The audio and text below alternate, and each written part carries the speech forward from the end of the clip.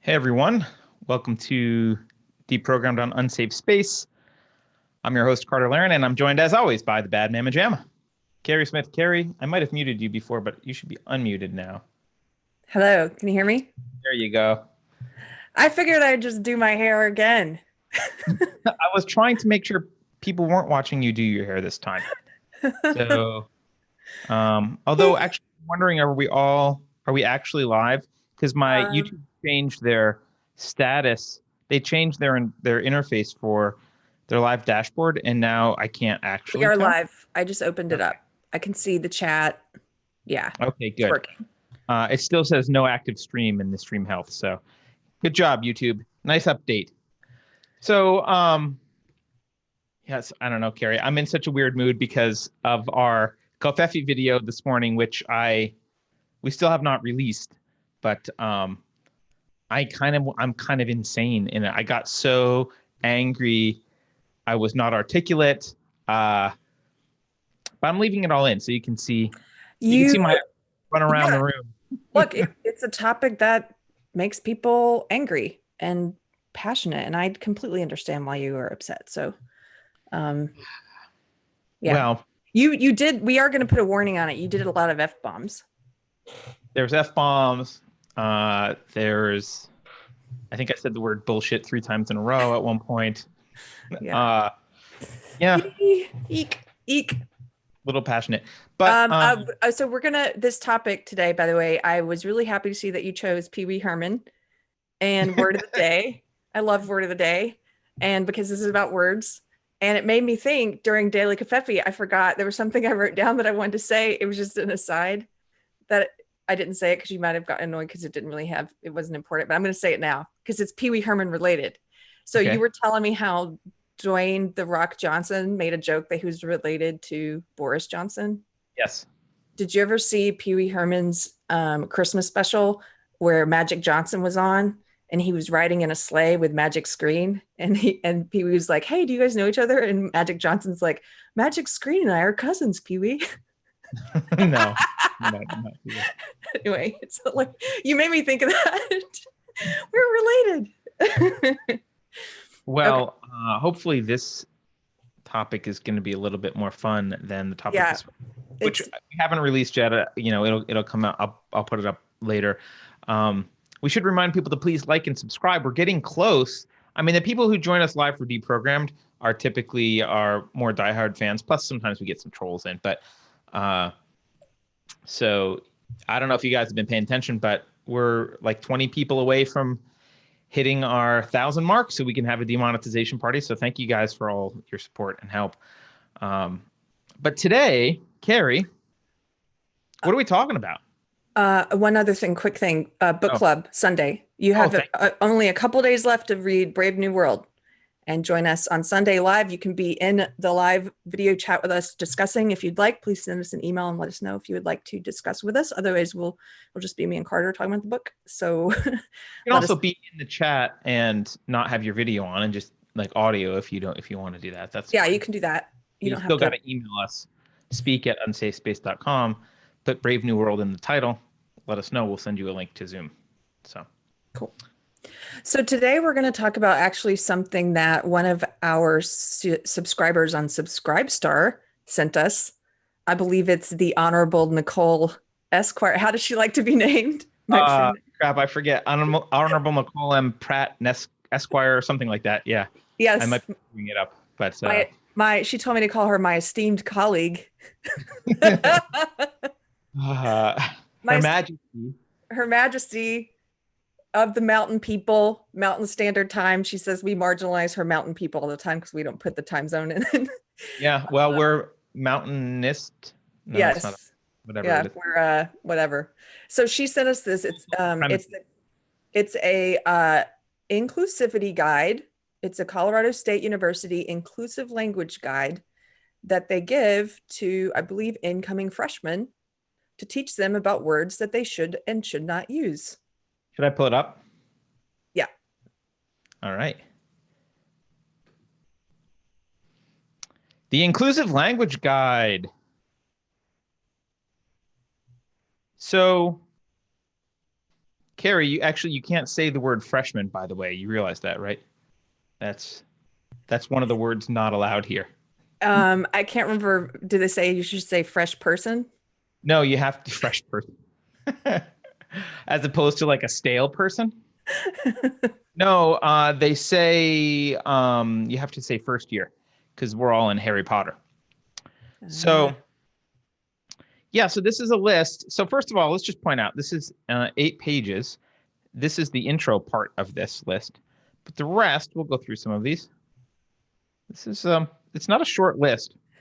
And what struck me about this list most, Keri, was I feel like actually I'm going to remove it from the screen for a sec while I'm talking. I feel like if you task someone with like, hey, can we bring racism back?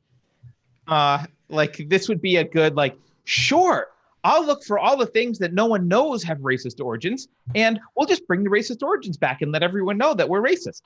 It's like a yes. It's a total. It's a total. They want to keep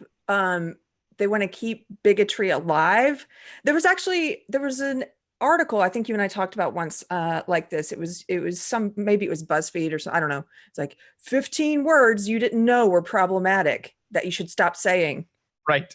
And then they tell you all these old meanings that nobody knows anymore. It's like, well, thanks for just reintroducing an awful meaning for that word that we don't have anymore, but now you're trying to put it back into like that's not how language works. Things mean what they mean now. They don't mean what they meant 300 years ago or 200 years ago or whenever. Like etymology is not definition. Mm-hmm. This is like a lot of words have nothing to do with their origin anymore.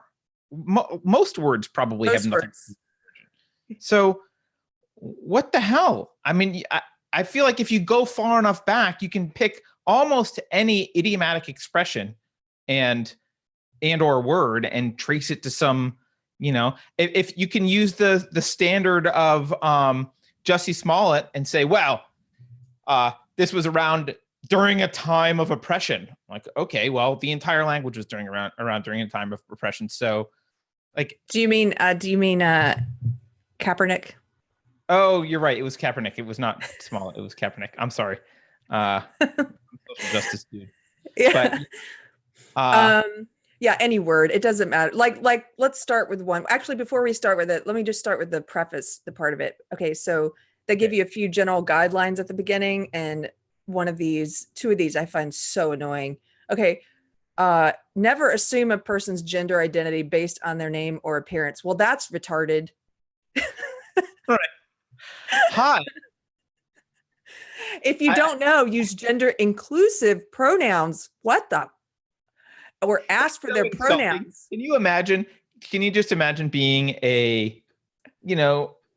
someone who is trying to adhere to traditional kind of gender roles, like an average person, a woman in a dress trying to look pretty, a guy just trying to look like a guy, and people come up to them and like, well, I'm gonna start calling you they. I don't want to assume your gender.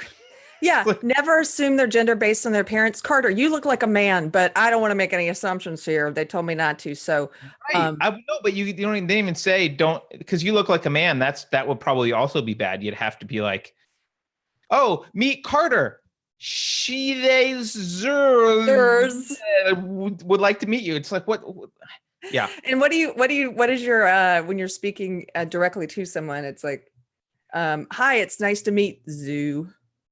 I don't know, like you is not gendered, so we can get away with it. But I do think also this no one has brought up the fact that all this obsession with gender basically destroys the romantic languages, right? There's no more French, English, and Spanish. You're assuming the gender of that desk.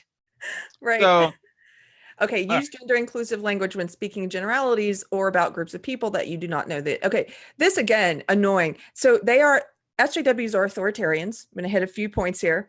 One thing that authoritarians want to control everything you can think and do and speak. If they could, they would codify this into law. They are putting it into law. It's already law in Canada. They're compelling you to speak these words they want you to speak. And this is about having control over you. And I find it fascinating. I have a friend who her niece just decided that she's gender neutral and she wants to be called they.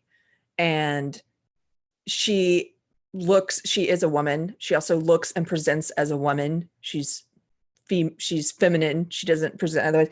And the funny thing to me is that most often when you're talking about someone in the third person, it's when they're not in the room, right? And so, my friend, she talks about her niece. She calls her a nephew, my nephew. She doesn't want to be called niece or nephew. She wants to be called nephew. Okay. And then she wants to be called they. That, by the way, nephew sounds like a pretty good insult, but fucking nephew. So it's funny because I'll watch the friend and then this other, not a friend, SJW acquaintance.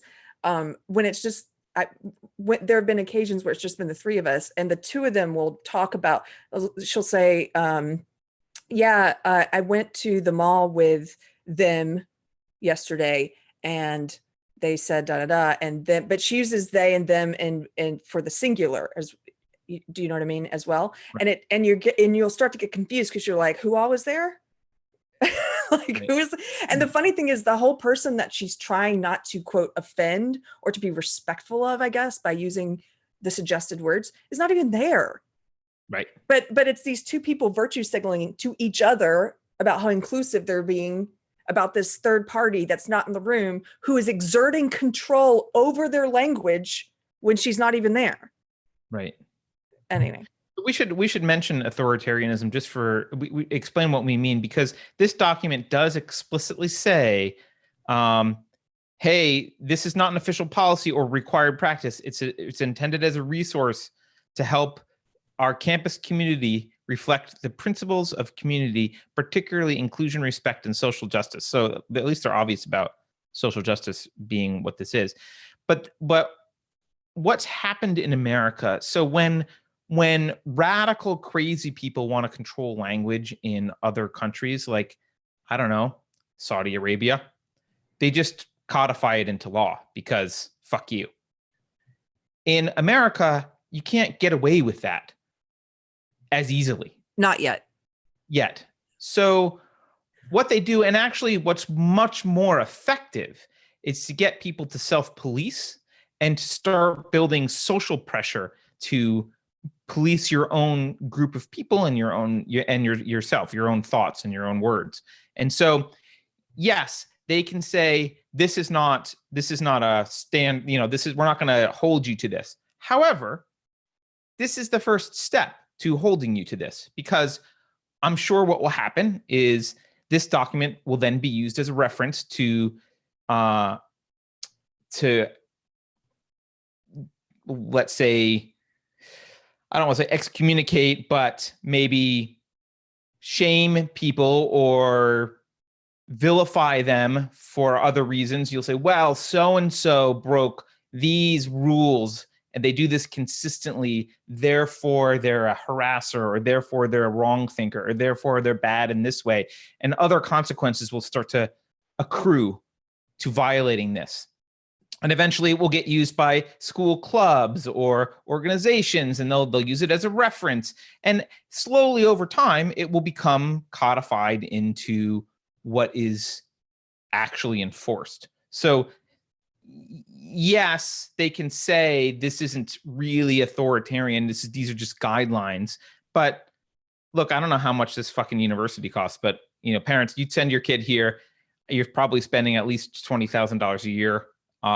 Probably more. I'm probably more. Myself, right? So you're spending a lot of money every year to send your kid here, and this is what they're doing. They want the child to self-police, right? This is why. Look, this is why. This is a tried and true practice of totalitarian and authoritarian regimes. Like, this is why the Hitler Youth exists, right? It's because getting adults to buy into the ideology is much more difficult than getting kids to self-police and self-police their communities and police each other and start reporting on people who are wrong thinkers. That's what this is akin to. So, but let's go through some of these fun. Okay, and one more last that says you should say everyone versus ladies and gentlemen. Oh yeah, that's a They good don't one. like when you say ladies and gentlemen. Excuse me. I'm now going to say ladies and gentlemen more often. Okay, let's move on. Right. I actually don't say ladies and gentlemen, but now I'm going to. So a lot of this, I'm going to start using these phrases more because of the document. Yeah, So, I mean, the right response to someone telling you you can't do something is to do it. So, in fact, on a side note, I have a friend who, he's an artist and he won the Draw Muhammad contest a while ago. Remember when there was like a terrorist attack in Garland, Texas for the Draw Muhammad contest by some Muslim extremists? He was the winner of the Draw Muhammad contest at the time. And anyway, that was, I think, in 2015. He started his own little challenge to artists to draw Muhammad. And the reason he draws Muhammad is because he's told he can't draw Muhammad, right? Artists for a while have been making fun of Jesus and other religions. And yeah, Christians will say that's rude or that's gross or that's bad or you're evil or that this is a horrible thing. But they don't try and kill you. They don't say you and your family should all die and I'm going to come destroy you.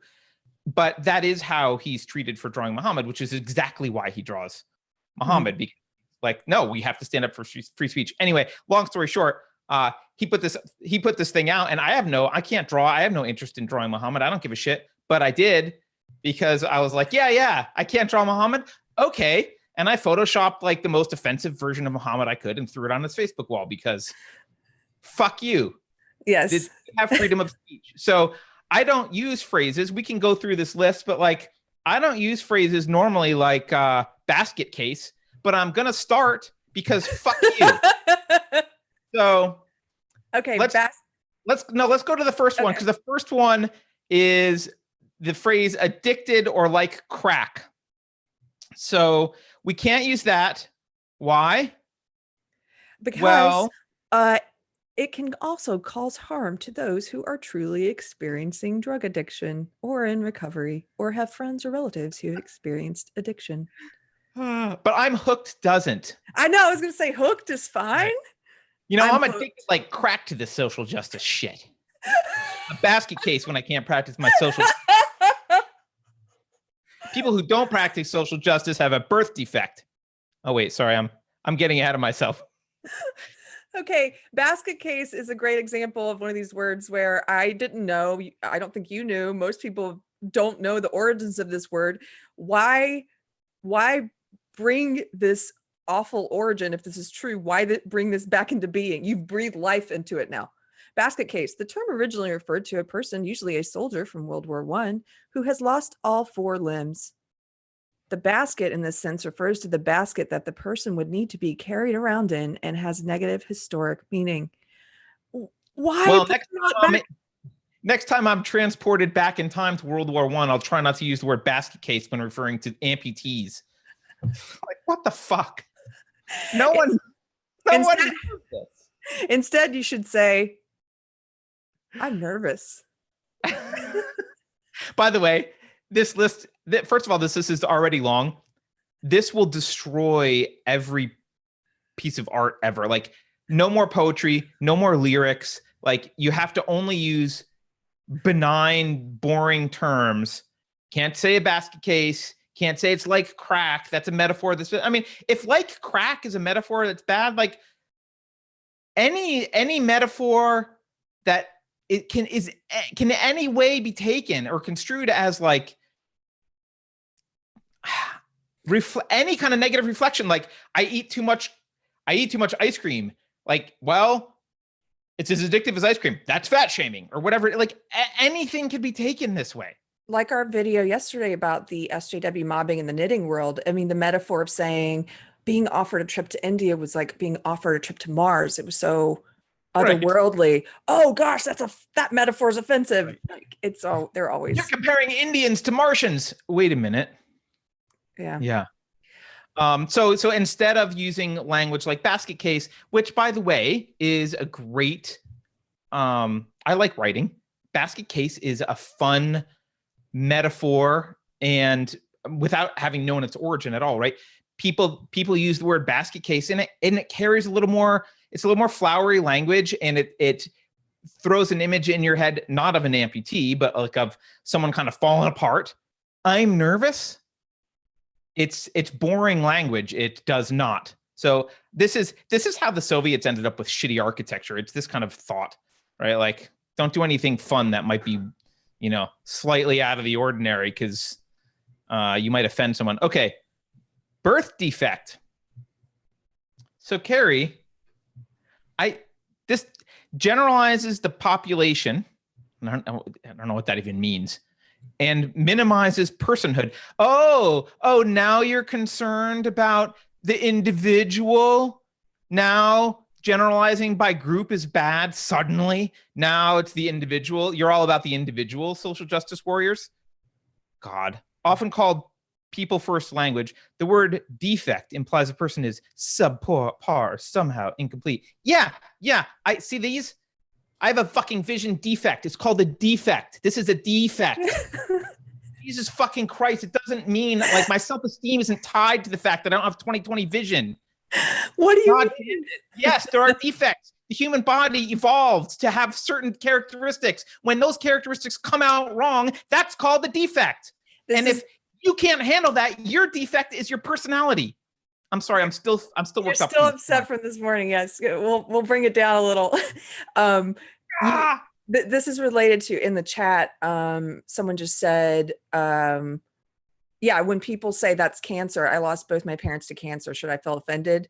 And someone else says, or when people make jokes like laughing in autism, I'm on the spectrum. Should I be offended? No, because my parents in the military instilled in me a backbone. Exactly. Your self-esteem is not tied to an offensive thing at some point now, right? Oh, spineless. You can't say spineless anymore. Yeah, your self-esteem is not tied to, hopefully, you're not, like you said, having 20/20 vision, or you should have a greater strength of character. We're raising these kids to be like, I know that word snowflake is used a lot. We're raising them to be mushy little feeling. You're perfect in every way. You're perfect. There's no defects at all. You are 100% perfect. And everything you say is just precious as gold. And anyone who even looks at you askance is a racist, bigot, mean person. And I'm going to protect you from them. That's not healthy. That's not healthy for kids. Like in the long basket cases. Yeah. In the long run, it's not healthy for kids.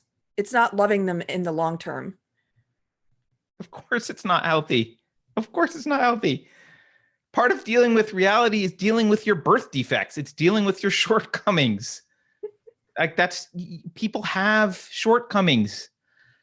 By the way, so they want you to replace this with person with congenital disability. Now, I thought the word disability was bad because it implies that I thought you shouldn't it be a person with congenital different ability? Mm-hmm. I don't know. Isn't disability also bad? I think part of the purpose of this is to keep people constantly anxious and concerned that they may or may not be using the correct words. Because yes. Look at the next one is you should not say the blind, the deaf, or eye for an eye. Because why? Because it generalizes the population and minimizes personhood, in addition, using phrases that associate blindness or deafness as negative, quote, an eye for an eye. They don't even know what an eye for an eye means. They get that phrase. They don't know what it means, but quickly at the end, it says, at the end, they end this with, some people may identify with and prefer terms like deaf or blind. So it's important to ask. They just want to keep you constantly asking, should I call you the deaf? Or should I call you a person who is deaf? Or should I call you, can you imagine going up to someone and that's the first thing you ask them? What are your pronouns and should I call you blind? Or Yeah, the term for this, Keri, I've used this term before, where they're trying to create social metaphysicians, right? And so so a social metaphysician is someone who, instead of deciding for themselves what the basis of what's real and what's not real, like what's metaphysically true, a social metaphysician looks around them and they take as true whatever the group says is true. And they need these students to be social metaphysicians. They need them constantly attuned to looking around and hearing what other people are doing and following in the crowd. And the reason for that is there isn't actually, these principles are self-destructive in and of themselves. So you can't teach a principle and say, follow this principle. This is all, because it's all about power. The way power is exerted is by changing the rules and requirements over time and seeing who follows. It's by testing the social metaphysician, who's a social metaphysician, who's going to follow the leaders. And that's why when a lot of Republicans are like, they're laughing at the Democrats like, ha, Joe Biden said we should have borders, or Obama said we should have borders. Why isn't anyone talking about that? Well, the reason no one's talking about that is no one cares about the actual issue. That what they're testing for is whether you are worshiping the social justice ideology, whether you are a social metaphysician. The fact that 5 years ago you thought a different thing, that's fine, as long as your thinking is in line now. And when it changes tomorrow, you've got to again demonstrate that you will change and follow the mob. That's what they want. They want you to follow. This is all about conformity with the mob and no independent thought. That's the entire, by the way, keep that in mind, parents who are writing checks to university. This is all about destroying independent thought and creating little social metaphysics automatons running around who will respond to the whimsical declarations of whoever the most power-hungry, vicious word cop is out there. Word cop. Somebody, by the way, the chat is making me laugh right now. I'm What's the listening stop box? She said, I just got new glasses last week for my defect. First person to call me for it is going to get a punch in the snot box. Oh, but then like, oh, now we're talking about shortcomings. Great. I have a short leg. Thanks a lot. Yeah. I am short. I'm literally a shortcoming. And one other quick thing, Marianne says this reminds her of her dad getting rid of all the playing cards in her house because he had read that there was an occult root to it. Yes. The authoritarian left, they're like the evangelical left. Okay. They have a lot in common with the authoritarian right and with the evangelical right. And they oftentimes remind me of like when I was a kid. Yes, there was all this stuff that came from the evangelical right, at least where I grew up, where, oh, you can't watch the Smurfs because it's secretly about witchcraft and Satanism, and you can't play Dungeons and Dragons. And yeah. I grew up in an evangelical right household, and I got a Dungeons and Dragons set from someone for a birthday. I loved it for about 5 minutes until my parents threw it out because it was satanic. Absolutely. Yeah. And by the way, my backlash is to have convinced my daughter she does Dungeons and Dragons every week now. So that's my way of going to my parents, I guess. But yeah, it's the same religious extremism. It's just their God is not the Christian God or any traditional religion God. Their God is basically power. It's specifically state power. Mm-hmm. But an eye for an eye. What's that originally from Hammurabi's? So yeah, and it's a Bible verse. It's Jesus says, "You have heard an eye for an eye," because in the Old Testament it says an eye for an eye. Well, he basically says this should be part of the series I want to do where I Bible explain, like a Bible newbie tries to explain the Bible, maybe get some things wrong, but Jesus, he basically is like, "You've heard an eye for an eye, but I'm here to tell you a different way because an eye for an eye makes the whole world go blind." Meaning, and that's when he talks about turn the other cheek. So if someone takes your eye out, don't take their eye out, because then everyone's eye is going to be out, right? That's what that means. I think it's also part of the Hammurabi Code, which is like the oldest written laws ever, right? I think Hammurabi, someone can correct me, but I think eye for eye is in there. I think it was a very common culturally for justice. Someone does something, you reciprocate, right? Right. If someone does something to you, like if they steal from you, then you take something from them. That kind of, you reciprocate in whatever fashion, whatever they did to you, you can do the same to them. And Jesus is saying, on the other hand, oh wait, no, shit, fuck, we can't. Yeah, sorry. Can't say on the other hand, yeah, but so yeah, let the punishment fit the crime is what Nicole's saying. That's exactly what that was about. But Jesus is saying, no, if somebody hits you, turn the other cheek, give them the other cheek to hit. Don't hit them back. It was a very revolutionary thing, what he was saying. But so for them to say that an eye for an eye has a negative connotation with blindness and you don't even, what are you talking about? You don't even understand, you don't understand that phrase. No. So maybe they don't like it because it's in the Bible. All right. Next one. This one takes the cake, Keri. Literally, a cakewalk or takes the cake. Now, I just want to clarify here. What they're about to explain is pretty horrible. I had no fucking idea. Now I know. I'm still going to use takes the cake. I'm probably going to use it more. But I don't mean it in a racist way. I mean, nobody does. They're trying to reintroduce a racist meaning. Why are they reintroducing a racist meaning? Right. So here's the meaning they say. Slaves would covertly mock white slave owners through exaggerated dance to mimic white aristocrats. That probably was funny. Perhaps unaware of the subversive origin of the dancing, slave owners began holding balls for entertainment where slaves would perform these dances to win a cake. Cakewalks became popular through the racism of the 19th century minstrel shows, which portrayed black people as clumsily aspiring to be and dance like white people. First of all, you know, this might be racist, but white people can't dance. So, like... Hey, speak for yourself, sir. Hey, the black community... Nobody elected you to speak on behalf of white dancers. But it's cultural. The black community is way better dancers than the white community. So suddenly you're a collectivist. Yeah, I'm saying on average. I'm saying on average. I get it. But yeah, who knows why? But yeah, I mean, obviously this is a stupid one, right? And the recommended replacement phrase for that is "that was easy," which doesn't even capture what "takes the cake" means, right? Takes the cake is used as like a, it's not used to be, well, so cakewalk can be "that was easy," like that was a cakewalk, I guess, although I don't really hear people use that. So maybe that does mean that was easy, but takes the cake does not. The next one is colored. Now, I haven't heard, I'll be honest, my great-grandmother used the word colored, but she may have been racist for all I know, although she may have just grown up in a culture where that's how you referred to people who were African Americans. I don't know. But whenever I hear colored and colored people, I think of this old lady that I once knew saying colored people. And I always thought colored people was kind of racist. So I agree, this colored is a racial, it sounds racist to say. So this is one I kind of agree with.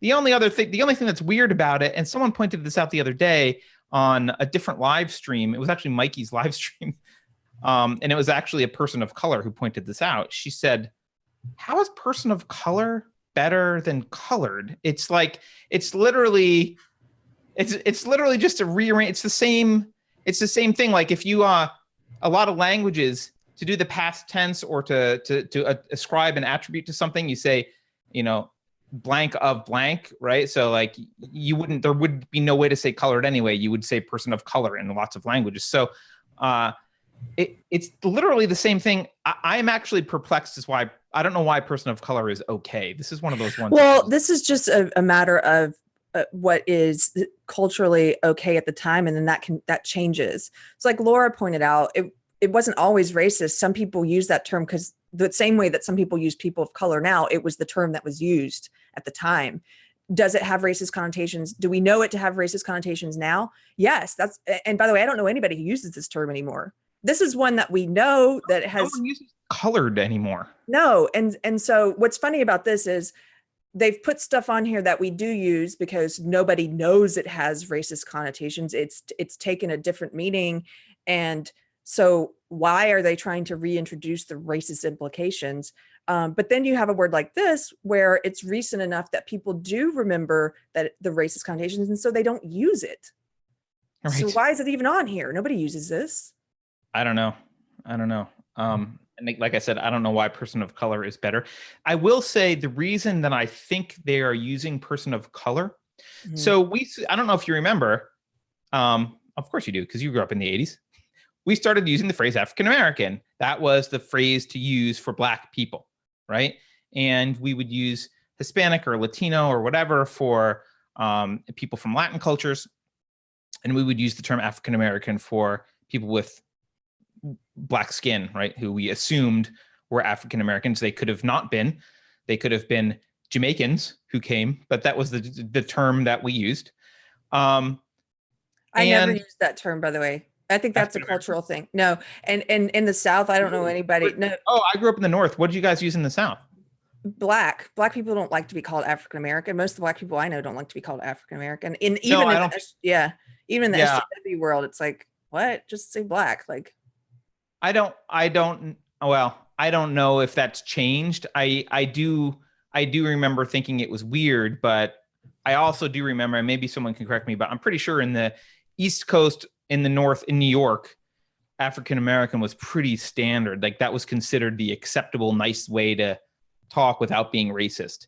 But anyway, my point is, first of all, I can't stand that we have to obsess over how to divide people into different groups. Just, yes.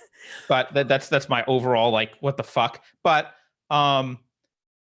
second, that's what this is all about. That's what this is all about, is dividing us into different groups. Yeah, but actually person of color is the reason I think the reason they want to bring back person of color is colored people was a racial slur, but it referred specifically to blacks. It was not, you wouldn't call like a Chinaman or whatever the derogatory term that they use for people from China or Asians.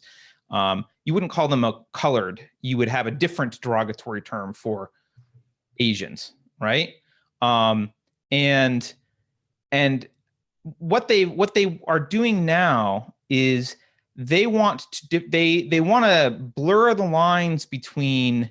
They don't care so much about who's black and who's Latino and who's from India and who's from China. They don't care about that as much as they care about who's not white and who's white. Yes. This is about hatred of whites. And so what person of color is an inclusive term that means not white. And so the bright line they want to draw is enemy equals white, non-enemy person of color. It's both inclusive and exclusive because it's defined by who it excludes. That's all the definition is, because an Asian person is a person of color just as much as someone from India or Jamaica or South Africa or the Middle East. They all, or Mexico, they all get to be called person of color. The native person from Norway does not, right? That's the distinction. The other thing about, as we're discussing these categories, that just always kind of blows my mind too, is that they want to keep us all divided and hating each other into these very rigid categories. And when it comes to race, like when it comes to gender and biological sex, they're trying to blur the lines all the time, right? But when it comes to race, it's like they pretend that biracial people, triracial people, like the people of many varied racial backgrounds don't exist. It's like, where do those people fall? Like, yeah, I don't. They are. I mean, and this document is evidence of this. They are obsessed with making sure we stay focused on race, right? Because we're gonna bring back, hey, you forgot that cakewalk had a racial origin and now you just use it innocently. We're going to bring it back because we want you focused on race. Yeah. So, all right. So the next one is interesting. First of all, you can't say CP victim, which means cerebral palsy victim. Who says that? Cerebral palsy victim. I don't know anyone who says CP victim, but maybe some people do. Spastic or spaz, and like spaz is, it's just like it's calling, hey, you're acting like a spaz. It just means you're acting like you have no motor functional control, but we're not allowed to say that. Generalizes the population and minimizes personhood. Again, what's this minimizing personhood bullshit? Can you not call someone short? I'm short. Can I get offended if someone calls me short because it generalizes the population and minimizes my personhood? Like, what the fuck? It's like every adjective is somehow a problem. Yeah. So the next one, like crazy, nuts, maniac, lunatic, they say, originally referring to mental illness, the terms crazy and nuts referred to people who were often institutionalized against their will. using these terms to describe something that is surprising or unexpected implies that people experiencing mental health challenges are somehow not normal. No, it doesn't. Again, they're basically saying if you say crazy and you don't actually mean mentally ill crazy people, then you're offending those mentally ill crazy people. No, you're not, because crazy has changed meaning. And the same thing with cakewalk. It's like cakewalk is not about, nobody even knows that it supposedly came from. It's not about slaves performing dances. Cakewalk means something was easy. Why do you want to take it back to a horrible meaning? That's what this does. It's like, I heard Milo talking about using the word gay, like that's so gay. And he's like, that doesn't offend me, because when a person says that's so gay, they don't mean that's so homosexual. Like it means something else now, but they want to keep it tied to these things. It's so weird. It's like, they don't want language to change. They don't want language to become inoffensive. They want to keep it offensive. And the way that you do that is by telling people it means this offensive thing. Hey, don't use it in this non-offensive way you're using it. Remember that it's very offensive and you can't say it. Well, yeah, I also think there's something else wrong with this, which is they want to normalize mental illness. And while it is wrong to while it is wrong to say that you're less of a person and you should have rights removed or whatever because you have a severe mental illness, like you're crazy, it's not something to be celebrated. It is something to be recognized as a flaw and a problem. Like having bipolar disorder or having borderline personality disorder or being an OCD, which is another word they say you're not supposed to use. Those aren't like badges of honor. Those are, to use another bad word, those are defects. And what we should be focusing on is how to solve those defects, right? Hey, you have borderline personality disorder. What can we do to cure you? Because that's not good. That's not a good thing. And calling people deranged or insane or crazy or whatever, lunatic. This is the way those words are used is they're used to say, look, we recognize that there are people who have like severe functional problems in the world who act completely irrationally and wildly, like totally uncontrollably. And your behavior right now, I'm likening to those crazy institutionalized people. That's a descriptive term. Mm-hmm. It's just a descriptive term. I would like to say it's very dumb, but that's on the next. That's on the this. Although they mean mute. Yeah, this ideology is insane. Which you're not. Yes, this ideology is this box here. Crazy, nuts, maniac, lunatic, insane, deranged, psycho, demented. They could just put /SJW. Yeah. And I think that would all be the same. Hey, over here in the column for what you should say instead, SJW. Yeah, social justice advocate. Woke. Yeah, woke should be in this column over here. All right. There's a lot of these. We have to hurry on through. I don't know. Dumb or mute. Mm. Can't say that. Okay, fine. Person who cannot speak. That just say mute. What is wrong with mute? There's a word. It's not an offensive word. Just say mute. That's what that means, is that they can't speak. They want to take words and they want to make everything more complicated. You can't say mute. You have to say person who cannot speak. Oh, I wish there were a word for that. You can't say diabetes. You have to say person who has an insulin imbalance. It's like what? Fuck? Diabetes. You can't say diabetes, but it's like, yeah, these people are what's the list? Crazy, nuts, maniac, lunatic, insane, deranged, psycho, demented. Yeah. All right. Dwarf. Can't say dwarf or midget. Well, dwarfism is a medical term, right? Oh, they say that. Okay. It is a medical term, and some people are dwarves. Like that's. Yeah, I had a friend in high school who was a dwarf. As to be distinguished from just this general category of little people. But okay, fine. I don't know anybody who says midget really anymore, except for the little people I know who say it Yeah. in a funny way. Like The next one's great. Eeny, meeny, miny, mo. The original song. So, all right. Eeny, meeny, miny, mo. The original song replaces tiger. So you guys know the eeny, meeny, miny, mo, catch a tiger by the toe. If he hollers, let him go, blah, blah, blah, right? The original song replaces tiger with an offensive word aimed at African Americans. I assume it's the N word. I don't know. But what they're complaining about here is like, hey, there was a song with an offensive word. It was corrected because we realized that the word was offensive. But now you can't even say the corrected song because that's offensive. Yes, again, so what they're saying is, hey, you're saying this inoffensive thing. We want to bring it back to the offensive. Again, they're trying to reintroduce offense. Why? It's become something unoffensive. Nobody even knows that. So why would you be, hey guys, it's like telling the kids in the playground a dirty, hey guys, let me tell you this thing about this song. And, okay, now you're going to have kids singing it, that you've reintroduced this dirty word, you've reintroduced this offensive meaning where they weren't doing it before. This is like, yeah, this is so, it's just bizarre. Yeah, they're arming all the actual little white supremacists. Yeah. Right. With information they didn't have. Let me tell you something racist, kid. Yeah. Also, I love that their answer to what to use instead is the term randomly selected. So I'm imagining how this goes. The kids are at a playground in dodgeball. They're going to select their dodgeball teams. Randomly selected, randomly.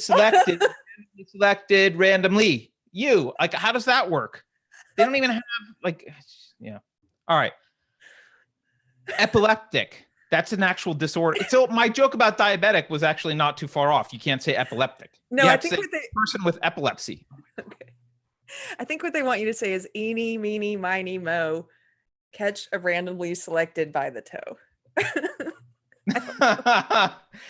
Eeny, meeny, miny, mo, catch a Marxist by the toe. I'm switching to Marxist. Sorry, okay. You moved on to epileptic. Okay. No, it's okay. Again, person with epilepsy.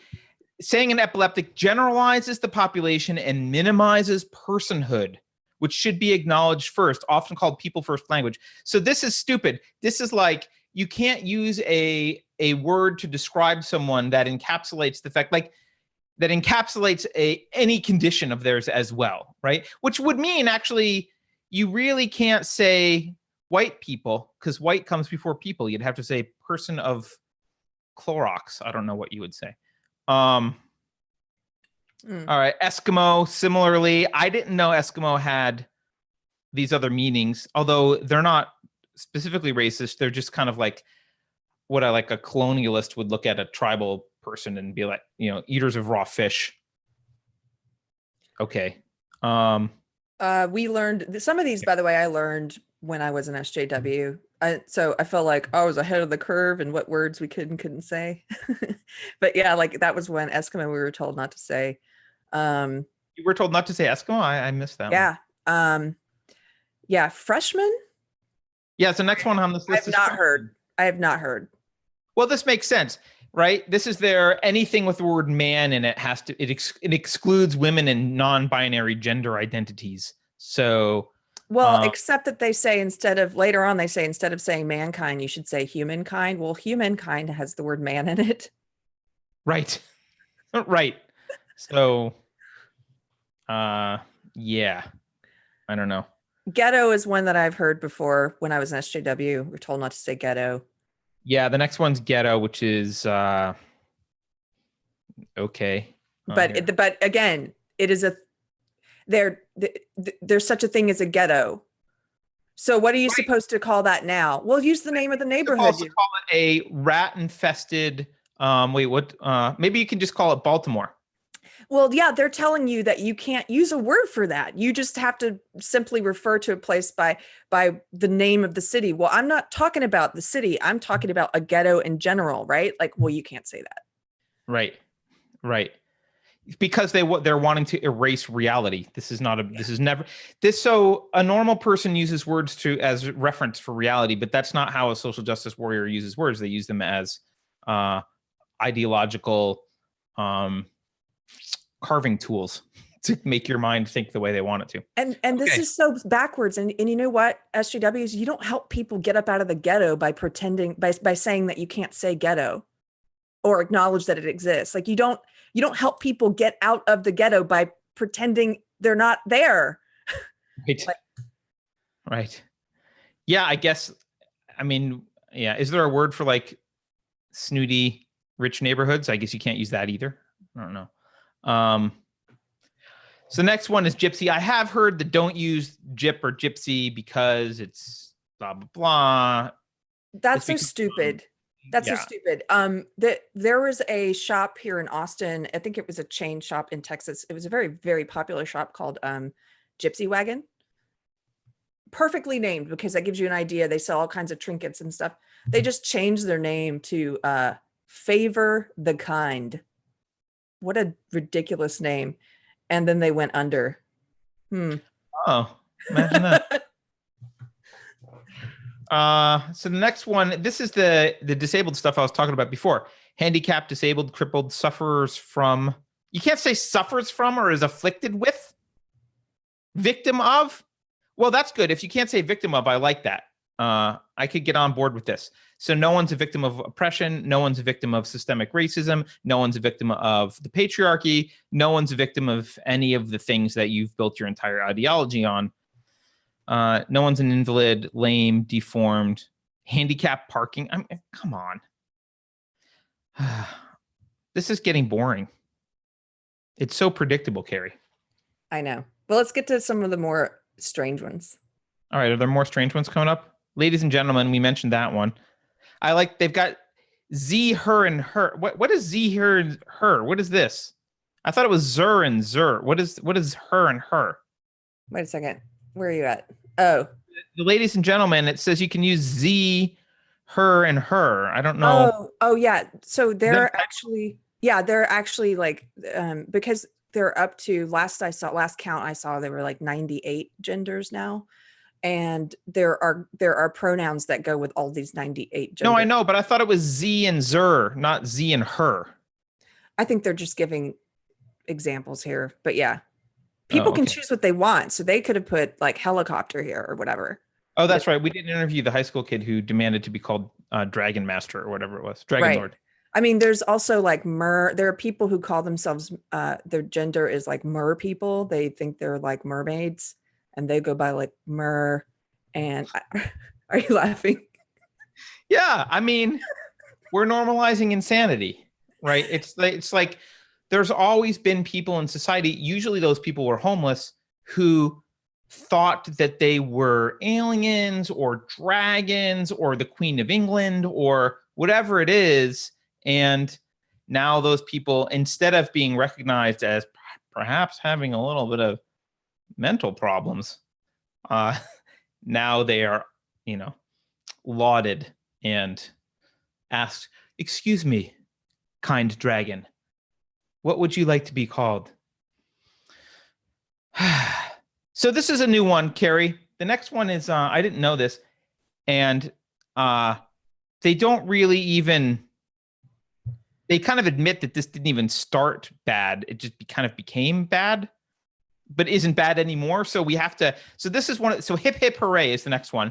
And this doesn't even have bad origins. It just had innocent origins and then vectored through being used inappropriately at one point, and now back to innocence. And whoa, it took a wrong turn over at Nazism at some point, so therefore it's banned. Look at this though. It says they're defining why hip hip hooray is bad and we should not use it. Hip hip hooray developed from the German hep hep, which was a harmless, adorable call shepherds would use when herding their sheep. But during the Holocaust, German citizens started using it as a rallying cry when they would hunt down the Jewish citizens who were living in the ghettos. They use the word ghetto in their definition. Oh, good catch. They're not allowed to use ghetto. They're supposed to use the city that they're talking about. Yeah. But hunt down the Jewish citizens who were living in the insert name of city. In the all cities that were in Germany, but certain parts of those cities with higher crime rates and low income. I'm just kind of astounded that they used a word you're not supposed to use. They can't. You can't apply this shit. You can't. It's meant to break down communication. So yeah. And the phrase's anti-Semitic tones go back a long time. Okay. Who cares? Hip hip hooray for social justice. Okay. So this one got me, Keri. You can't use Hispanic, Latinx, or Latin or Latino, but then you're supposed to use Hispanic, Latinx, Latin, or Latino. This one's a little complicated to me. Hispanic is a widely used term to describe individuals from Spanish-speaking countries. It can sometimes be seen as problematic because of its origins in colonization and the implication that to be Hispanic or Latin, one needs to be Spanish-speaking. Well, no, what? While the term Latinx has been widely used in recent history as an inclusive identity term for members of the community, it's important to note that Hispanic is still widely used and stands as a personal preference and point of pride for many individuals. This row should just be deleted. They have no idea. They're basically saying, I don't know if it's problematic or not, but I feel like I should say something about it. And look, again, they say, don't say these words. What should you say instead? These words, parentheses, if an individual identifies with one of these terms. They want you to walk around every interaction you have. Like, you can't go into the store and be like, hi, I'd like some milk, please. You have to go to the store and be like, hi, what are your pronouns? How do you identify? And are you blind? And do you have, and now I would like to buy some milk. Yes. Yeah. You can't buy milk though, because that's racist. Yeah. I really think this row here is just like, someone was like, I'm woke, so I know I got to say something about this, but I don't really understand. I don't know what the rules are. So the next one, hold down the fort. We can't use hold down the fort because sometimes we were fighting Native Americans, excuse me. Sometimes we were fighting Native American intruders, and it feeds into the stereotype of savages. So instead you have to say cover the office or left in charge. I meant to look this one up because I don't trust that they even have the correct etymology for a lot of these words. And this Who is fucking one. cares? Yeah, I mean, but they don't. I know. Just they. I'm sorry. I'm still angry. Okay. Who fucking cares about what I'm saying? I do. No, not you. I'm just like. I know. My point is, this is one that I'm pretty sure. I meant to look it up, but I'm pretty sure that that's not this word didn't originate there anyway. This phrase didn't originate there. It has look, forts have been around for thousands of years. Yes, it has a much older meaning. So they're just like selectively choosing. Well, so what they're saying, notice what their word choice here, Keri. It says here, in the US, the historical connotation refers to, so basically what they're saying is, hold down the fort was probably a phrase that was used since time immemorial by everyone who had a fort because they wanted to hold it down and protect it from intruders. But since you're in the United States and at one time the US was fighting Native Americans, therefore it's a bad phrase. Is that how you would take it? Yes. All right. Okay, so you can't say homosexual, which I thought was because of the clinical history of the word. It is used in an offensive way to suggest that gay people. Oh gosh. It is a clinical term. It is, and I already said that word earlier, so you probably can't do this. You have to say gay, lesbian, bisexual, pansexual, or queer. It's important to ask you know what? Can I make a statement about sexuality in general? Because this just bothers me. I don't want to use any of these words because this is how I feel about this. Like, very seriously, if someone asks me my sexuality, you can infer it based on my life. That's fine. But it's none of your fucking business unless you're proposing to fuck me. Unless it's a proposition, I don't have, my sexuality is not subject of a conversation. And when I meet someone in any normal course of business, their sexuality is not relevant to me. So unless I'm propositioning them or they're propositioning me, who they fuck is not some big thing we have to have a huge conversation about in society. Okay. How to refer to them. You know what? If you are having sex with the person, they can tell you how they want to be referred to. And if you're not, who the fuck cares?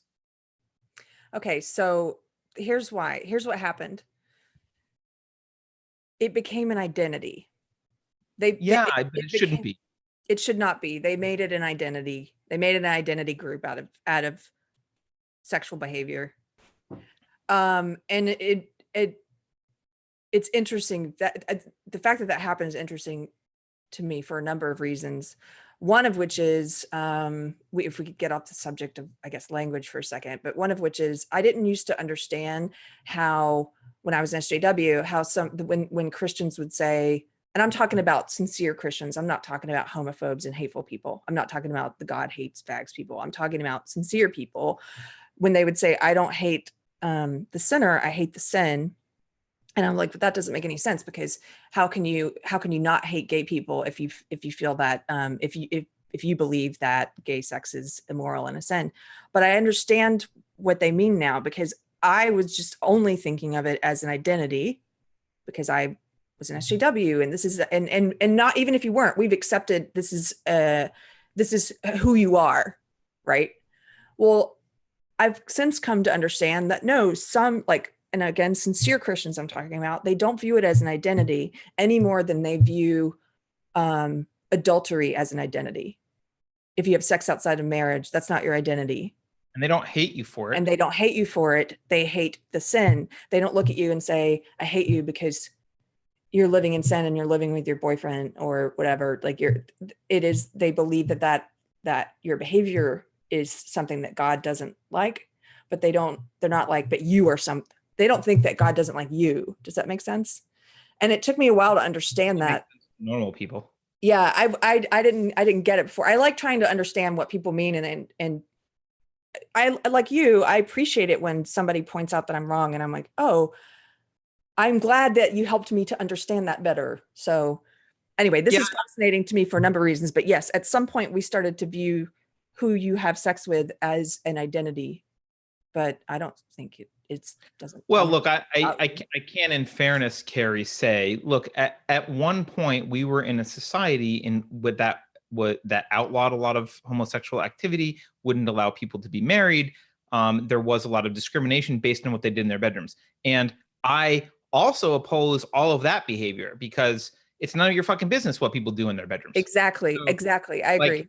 I don't think it should be an identity, because I don't think it's relevant to normal human interaction.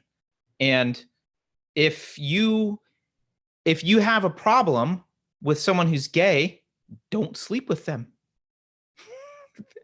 Problem solved.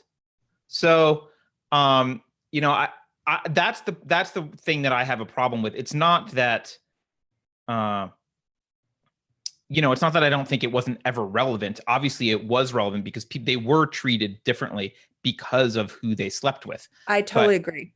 But that's not really the case anymore. I mean, I know there are some people there'll always be some people who hate one thing or another and hate people. There's always going to be Westboro Baptist Church kind of people out there, but that's not the culture anymore. It's been a victory. That's not the normal culture anymore.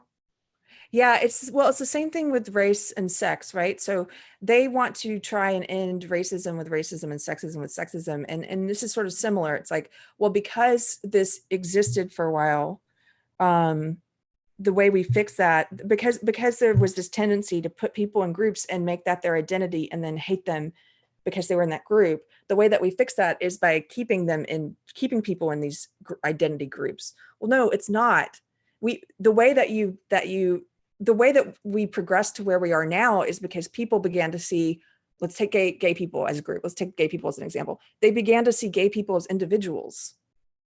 Right. So it's individualism is what cures collectivism. It's not staying in a different form of collectivism.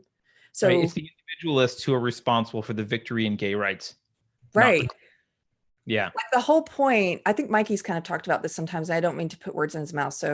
But the whole point of the gay rights movement, as I saw it, was like, it's like, we're just like you, right? Like we want equal rights under the law, just like you, or the right to marry under the law. And but once you achieve those things, to then be like, we're different and we're going to stay in this group, right? Like, that's why. Right. Well, let's move on, because the next one's interesting to me. They say we can't use the term illegal immigrant / alien. And they're, again, the term illegal immigrant was first used in 1939 as a slur towards Jews who were fleeing Nazi. Blah, blah, blah. Saying that a person is illegal dehumanizes them and implies that they are criminal, not taking into account the fact they might be a refugee. So let's just be clear about something. So illegal is modifying the immigration. Illegal is not modifying the person. Actually, the word immigrant, you could argue, is not meeting their standards of person first. By their rules, you'd have to say person who has immigrated, right? Immigrant defines them by their migratory status across a country's border. So when you add the modifier illegal, that is modifying their method of immigration. So if you're going to use the word immigrant, illegal immigrant is a perfectly rational, acceptable term. And I think you can use the word immigrant, obviously, but undocumented immigrant doesn't fix it. Undocumented is just undocumented. It's illegal to be undocumented. So undocumented is a euphemism for illegal. It's the same fucking thing. This is just their thing. And this refugee shit is also pissing me off, because I pointed this out in a video the other day, Keri, but especially the refugees coming from up the southern border. What we're being told is that the murder rates are so high in these cities and blah, blah, blah. El Salvador, blah, blah, blah. Baltimore has a higher murder rate than El Salvador right now. So is it a hellhole? Yeah, certainly. Does that qualify as refugee status?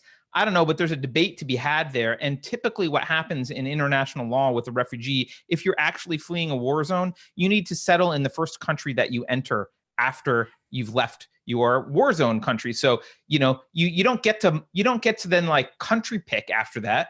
When you migrate from some country that's problematic in South America, you stop in the next one. And unless they're being persecuted in Mexico, they're in a country for which they could apply for asylum. They like to, I agree with this. They like to try and say that all illegal immigrants are refugees, and they're not. And if you look at the asylum statistics, it's the number of people seeking asylum from Mexico and Latin America has exploded in the past like 5 years, but the number of people approved has stayed the same because they don't actually qualify for asylum. So I think it's like 3% of people get approved from Mexico, from the people who apply. But you will hear people on the left try and conflate the two. They also, just like they try and conflate illegal immigrants with legal immigrants, they try and put it all in one category. So you blur the lines between what's legal and what's illegal. But you know what? When I was in SJW, I participated in this. So I was part of a group called Culture Strike, which is an immigrant rights group, and we really pushed this. I was aware back then what we were doing in regards to language. You knew it was a lie. No, I knew that to change the world, you have to change language. Oh, I see. And I felt that was just, and I understood the method though. That's what's funny to me now is I knew. And so there was a concerted effort. I mean, I have documents and papers we were emailing each other about, like, we have to change the word illegal immigrant. We have to make them say undocumented, because once you've done that, and we would email, we had emailing campaigns where if a journalist printed a word we didn't like, we would bombard them and get them to issue a retraction and change the word. And until it became accepted. And now you see undocumented American probably more often than you see illegal immigrant when journalists write about it. They will say undocumented. Absolutely. And the purpose there is once you get people to start, once you've been able to control their language and they self-police enough, that they stop saying illegal immigrant and they start saying undocumented American. Well, now you've changed the way they think about this as well. And they no longer think of it, hopefully, this is what they won't think of it as illegal. They'll think of this person's an American. They're just an undocumented one. Right. And undocumented sounds like a minor clerical problem. Yeah. Right. And I want to point, well, let me point two things out. One really quick. The word alien actually has legal, it's a technical legal word. So it's a completely valid word to use. Second, they're hurting actual refugees. And I want to clarify something about immigration is my understanding. And if someone knows better, please tell me, but I'm pretty sure this is true.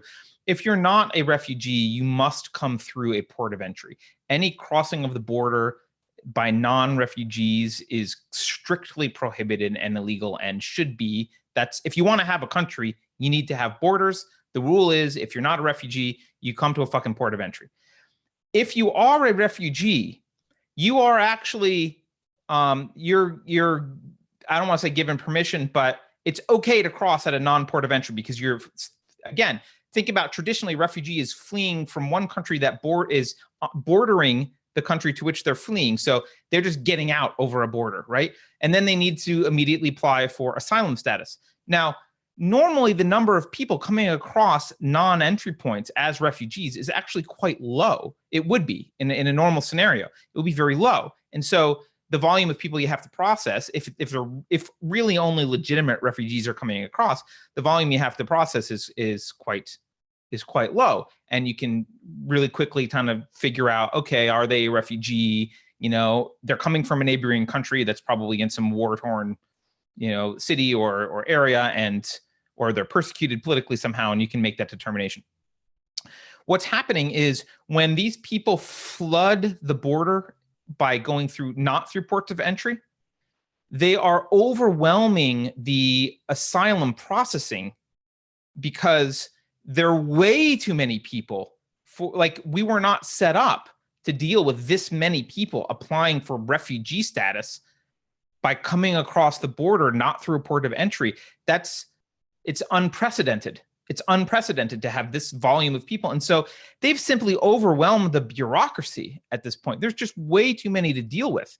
And all of these people who are being encouraged to come in when we know full well they're not refugees, and they're not being told to go to a port of entry, which I'm fine for legal immigration, have them go to a port of entry. But when they're coming across the border illegally, not refugees, if you're encouraging them to do that, you're creating a problem for any actual refugees, because now they're stuck in this system that could have been much more efficient if it didn't have all this noise in it, if all these people that were just not legitimately applying. And that's the situation we have at our southern border right now. All right, let's move on. Indian. Just so you guys know, I only have about 15 minutes left because I have to go pick up a table. I think we're not. Okay. Well, I guess we do have. Jesus Christ, this is long. All right, we'll go quickly. Can't use the word Indian because, you know. Okay, this is another one where anecdotally, at least, just like most Black people I know and knew growing up don't like to be called African American, most Indian people I know do not like to be called Native American. Maybe this was a backlash because maybe they can sense the desperation and kind of attempt to, I don't know, pander to in these when these words get changed. I mean, I think if somebody were calling me like a female gendered American or whatever, I'd be like, F off. Like, I'm a woman. What are you talking about? Right? Like, I don't know. I think anyway, that's another one. They say this, they say, don't say Indian, but even in the SJW world, most people I know they did not want to be called Native American. Yeah, I mean, it is kind of weird because people think of America not as a continent, but as a country. And so it is kind of weird. I think they're going to push for indigenous peoples. Even that, but this is, again, it's like, look, yeah, we know the story. I actually think this is one that people knew the origin of. Christopher Columbus thought he hit India, so he called them Indians. Right.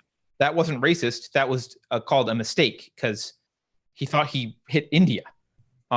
So, you know, I don't really care about this one. I don't think it should be outlawed, obviously, though.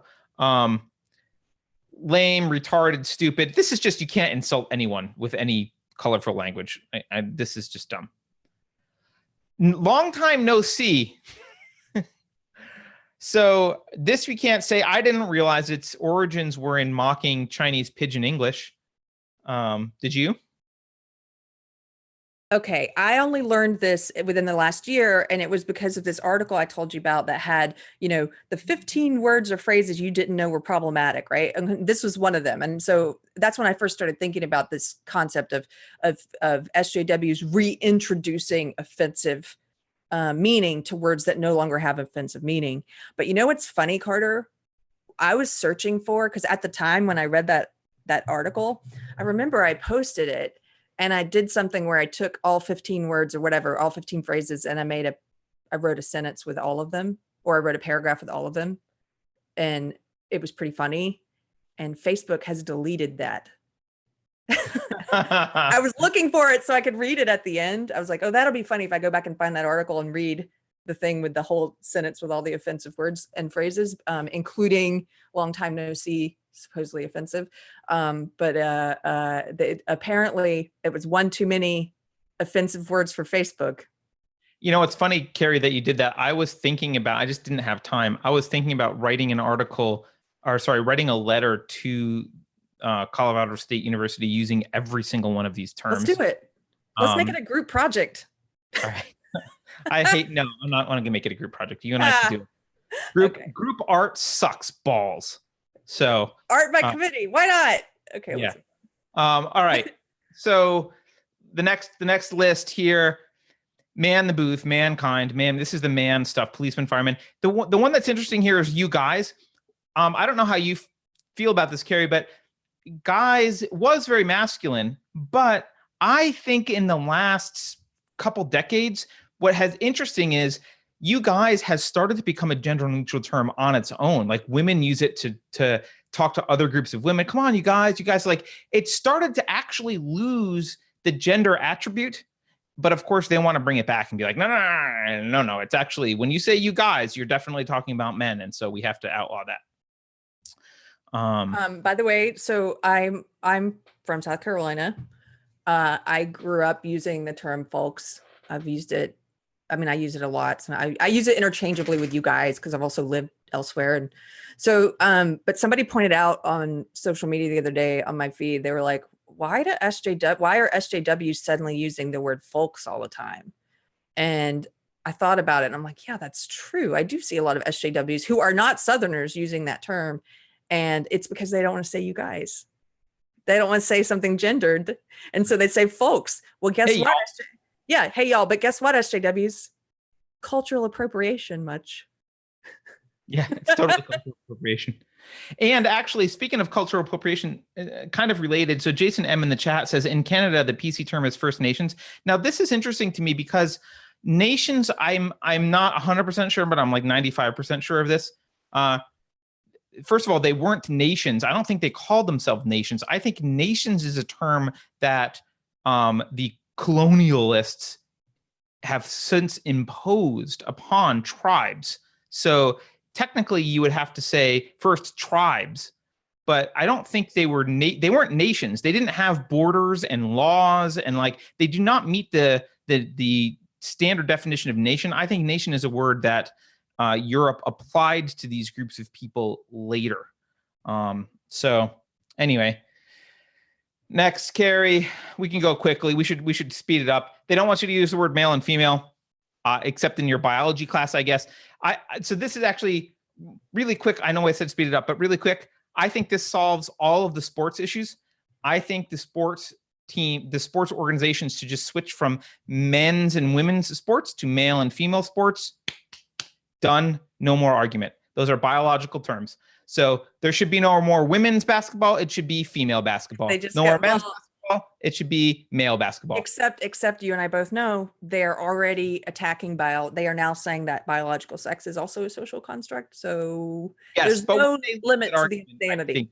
Yeah, no, that's just a level of insanity. And they may actually win that argument, but by the time they win that argument, this place will be on fire.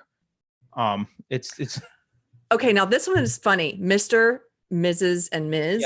Can't use that. This one is funny because they don't include the feminist history here. So feminists actually pushed for Mrs. and Ms. Yes, they pushed for multiple categories because they didn't want for women to have to be known just with a prefix, with a title that indicated whether they were married or not. So Ms., MS, that's something that women, that's why it's called Ms. Magazine, the feminist magazine. So they're basically now they're saying, get rid of that and just use MX.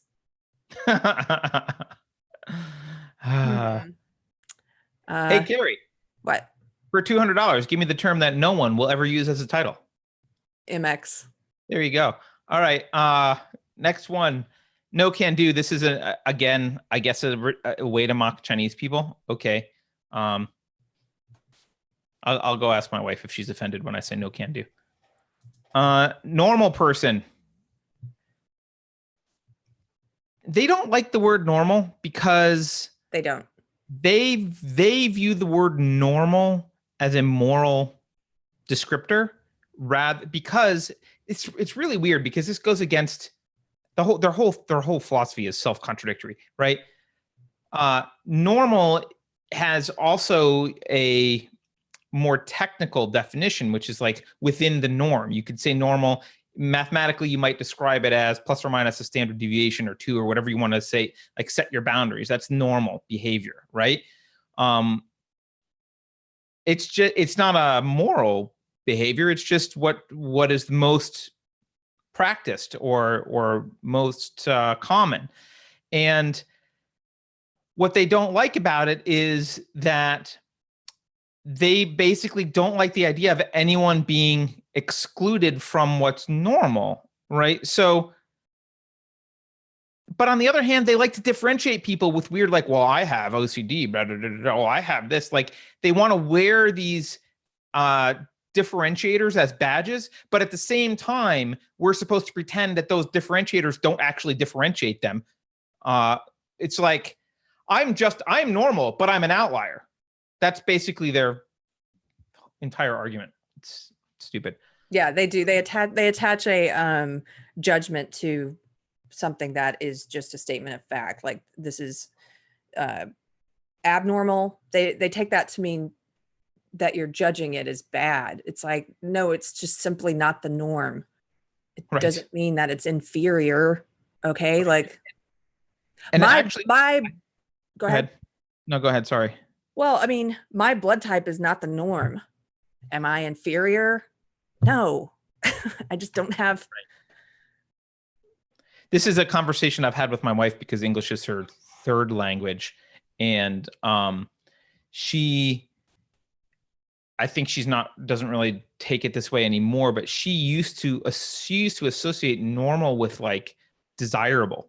Like, oh, you want to be normal because normal is good. And like, I had to differentiate for her and be like, no. Normal just means what's normal, like what's done. Like if most people jump off a cliff and kill themselves, that would be normal behavior, right? You don't always want to do what's normal. Sometimes normal is self-destructive and horrible.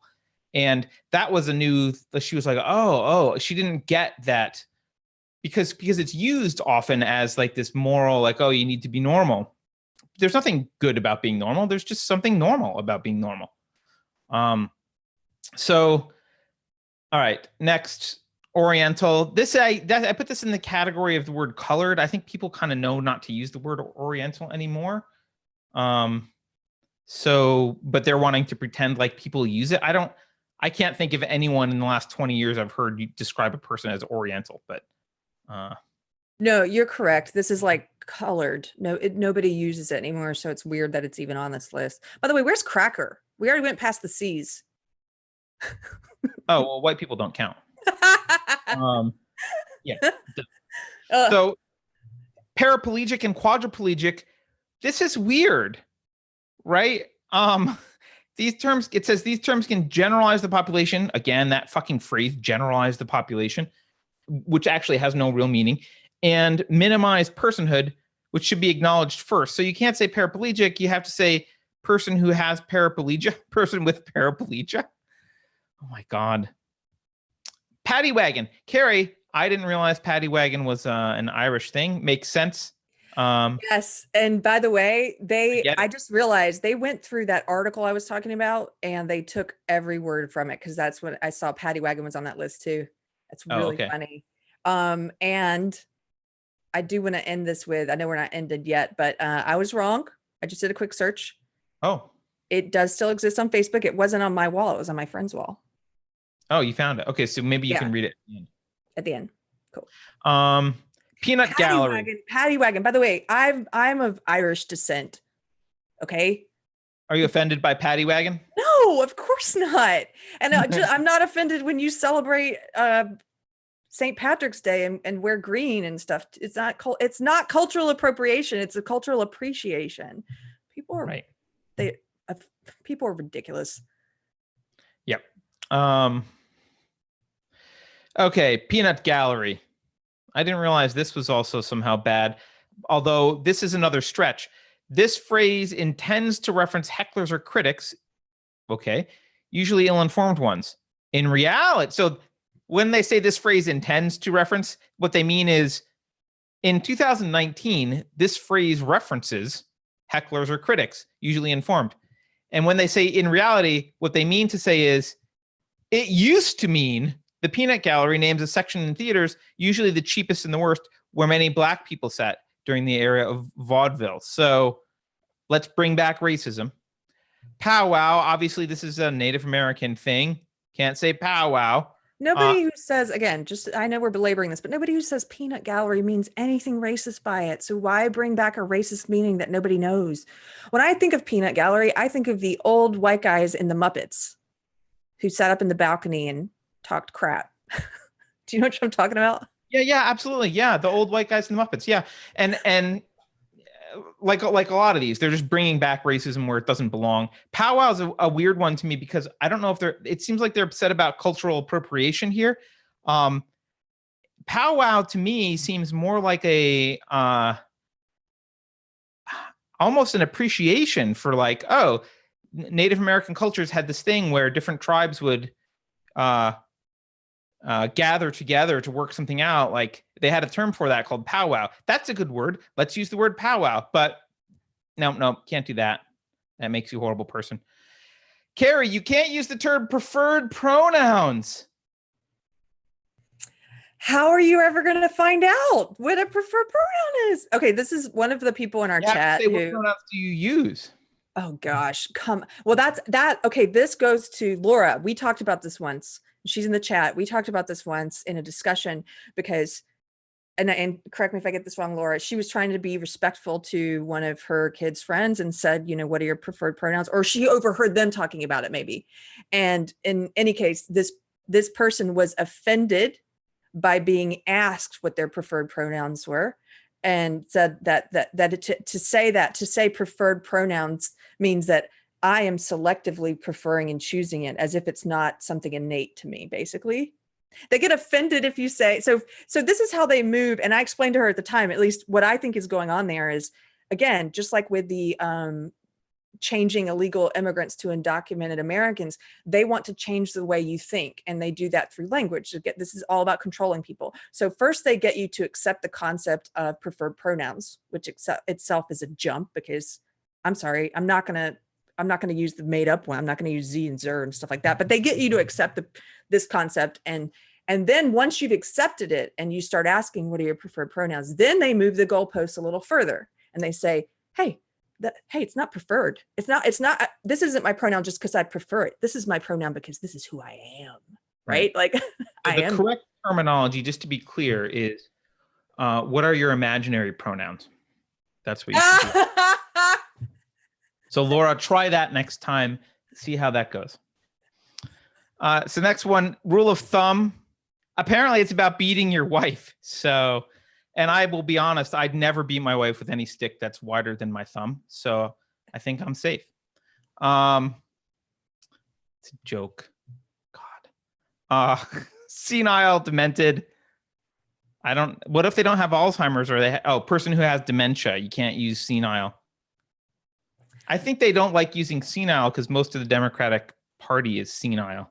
the Sold leaders. down the river. Sold down the river. Yep. This is apparently about slavery. No one knew, so let's bring it back. Let's talk about, let's make everything racist and having to do with slavery. Starving, I'm broke.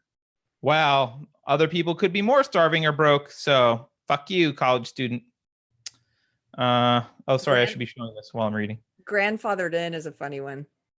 Yeah, so this is, again, grandfathered in is a clause that people use all the time. In fact, I've seen titles of legal documents that say grandfather clause. Apparently, also didn't know. I had no idea. I've used this in contracts a lot. I had no idea that the origin is based on slavery. So, okay, thanks for bringing that up. Food coma. I don't. Apparently, food coma has racist origins. It's offensive to people who are in comas, even though they're not. It's offensive to food because it implies that they are not active vegetables. You know, I mean, they say that it alludes to the stereotype of laziness associated with African Americans. I don't. Okay, so there used to be an offensive version. Again, this is one of these things. There was an offensive version. People recognized it as offensive. They cleaned it up and fixed it. But now now no one knows the offense. They successfully removed the offensive origins. It's clean now, and we've got to dirty it up again with some offensive origins. Now, the next one is the itis. The itis. I don't know what the itis is. Oh, it is a term. It is mostly used. It's in the Black community, and I think probably again in the South, maybe not just the South, but it means food coma. And I don't know anyone who uses that as a slur. It's just there's an episode of the Boondocks called The Itis that's all about the itis. Like why nobody uses it as a bad. It doesn't make any sense. But if they think food coma is bad, then I guess they have to think another word for it is bad. So. Yeah. Anyway. Well, the next one is thug. This is the word that Obama used to describe the people in Baltimore. So I guess they refer to a violent person or criminal, but it often takes on a racist connotation. Why? When does it take on a racist connotation? Well, okay. Are you implying that only people of certain races are violent criminals? Colorado State University? It's used to describe violent people. So I'm going to take an opportunity and do a self-serving plug. One of the short films that I produced is called Thugs the Musical, and it's hilarious. It was written by and stars a comedian that I used to represent. He's amazing. He's really funny, but you should go check it out. Thugs the Musical. Well, I mean, Keri, my recollection of when I first heard the word thugs used was actually it was white thugs because it was the mafia. People would call mafia thugs, right? And they were decidedly white. So I don't know. It doesn't have to mean, but yes, there is a connotation.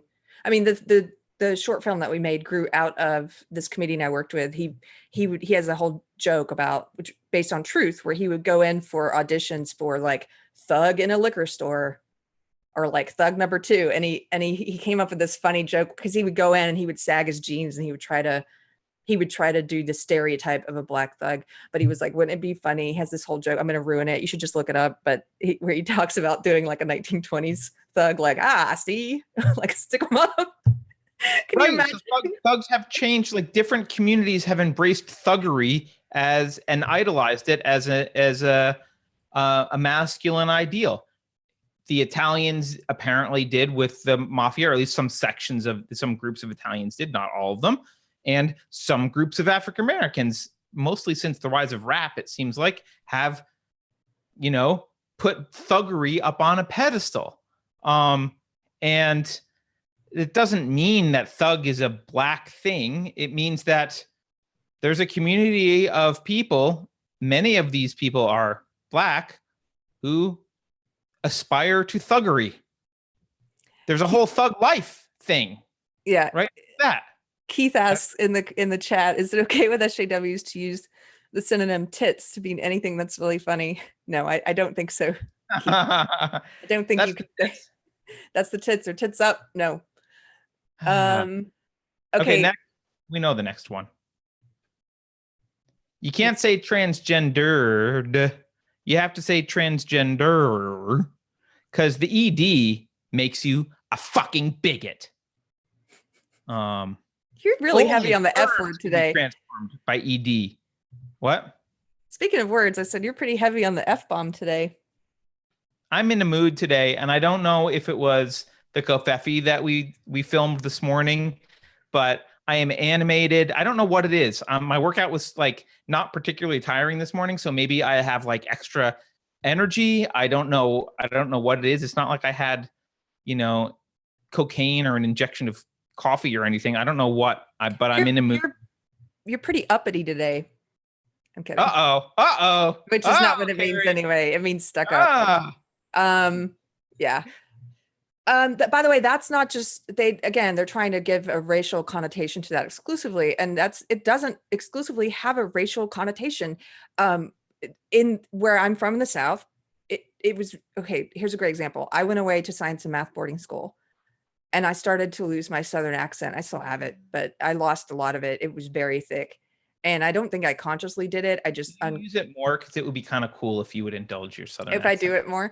Well, so I went back home and my grandma noticed the way I was talking had changed, and she called me uppity. That was a regular thing to call people who were putting on airs. That's the way that was like people trash talk their relatives about like, oh, that's the aunt who puts on airs. That's the one who's uppity. And that's it. It wasn't exclusively. They're trying to make it like it's exclusively tied to race. It's not. I mean, I know that it's also been used in that way, but. Well, they even say originally the term started within the Black community. So. But white supremacists adopted it pretty quick. Well, yes, right. So did people who are not white supremacists. Right. Everyone adopted it. Some of them were white supremacists. Right. Yeah. It's like cars are racist because some white supremacists bought them. Yes. Yes, some did. The other one, by the way, we skipped, Keri, is tribe or spirit animal, which, by the way, this is going to be problematic for all these SJWs that go to Burning Man because they all have tribes and spirit animals. So this is a huge problem. I think there's going to have to be a big powwow in the Burning Man community to figure out their words. But we can't use tribe because it's seen as an appropriation of Native American culture. Again, just like powwow, a word that we looked at in English and went, wow, that's a better word than what we're using. Let's use it. I like that word. Let's use it. Nope, we can't. Spirit animal, you know what? I don't fucking care because spirit animal is a bunch of hooey. So who the fuck cares? Just don't talk like the kind of person who needs to use the word spirit animal ever. Most of the people who were using that were on the left. It became a trendy thing to say for a while. And then, so that was really fun to get to watch SJWs rip each other apart for using spirit animal and then to see them profusely apologize. That was kind of fun. We're almost done, Keri. Last one. 2 more. One's a bunch of them together. War, go to war, at war, war zone, battle. You can only use that if you are reporting with CNN from Baghdad. Otherwise, you can never use any sort of metaphorical description of conflict ever. No metaphors. Hostile environment. Although technically they say you can use toxic, Keri, but toxic is also a metaphor for poison. So it's toxic is a biological agent. So you were right about how this change. If people tried to follow this, they'd never be artistic again. You can't. You could never be artistic at all and care about this at all. There'd be no poetry. No. Okay, last one. Because, by the way, even if you did it, Keri, tomorrow they would add some shit to your list that you use metaphorically that suddenly is off limits. Yeah. Okay, last one. Wheelchair bound. You can't say wheelchair bound, confined, or restricted to a wheelchair because they're not confined. They just use it.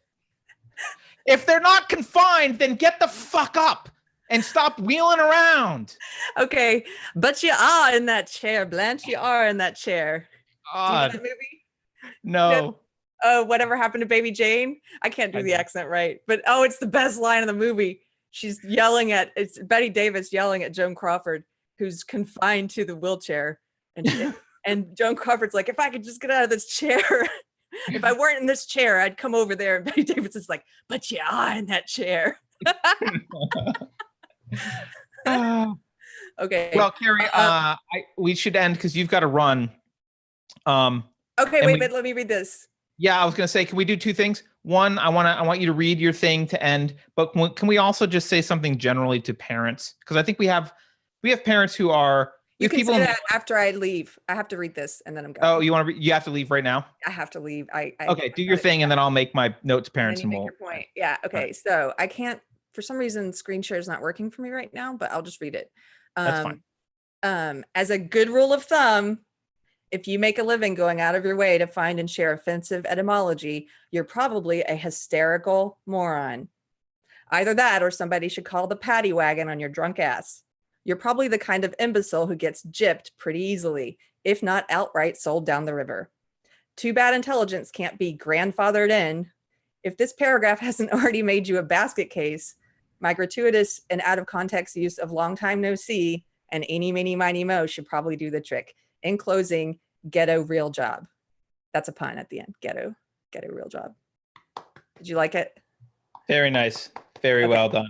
I have to go pick up a table. That's a euphemism for something offensive, I'm sure. Yeah.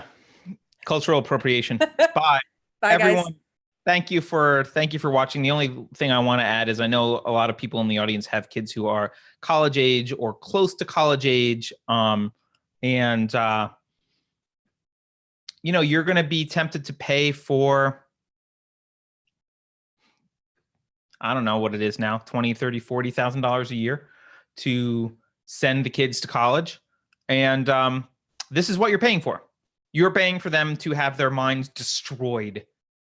That's what you're paying for. This document is basically designed to destroy the ability to think and to teach them to be social metaphysicians.